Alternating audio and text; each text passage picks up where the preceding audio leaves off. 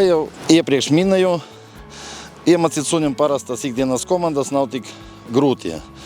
Sākumā mēs veidojam suņam asociācijas. Es izmantošu barību, pievienot suni un mācīšu komandu sēdēt. Suns pats piedāvā man vēlamo uzvedību un saņem par to gardumiņu. Tad, kad suns piedāvā man vēlamo uzvedību, es iekļauju komandu. Sēdi. Jā, labiņa.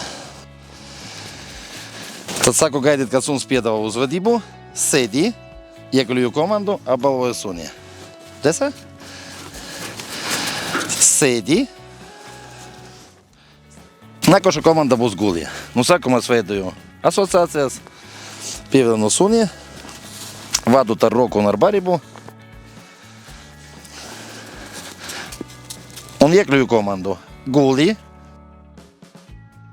Viena no svarīgākajām lietām, ka suns grib atrasties kopā ar saimnieku un visu laiku sadarboties. Guli. Jā.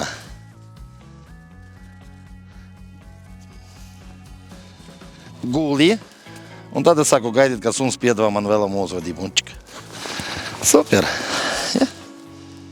Pirms tā, ka jūs vēlaties iegādāties suni, es iesaku jums konsultēties ar pieredzušu kinologu vai instruktoru. Tas jums atvieglos turpmāko dzīvi ar jūsu draugu.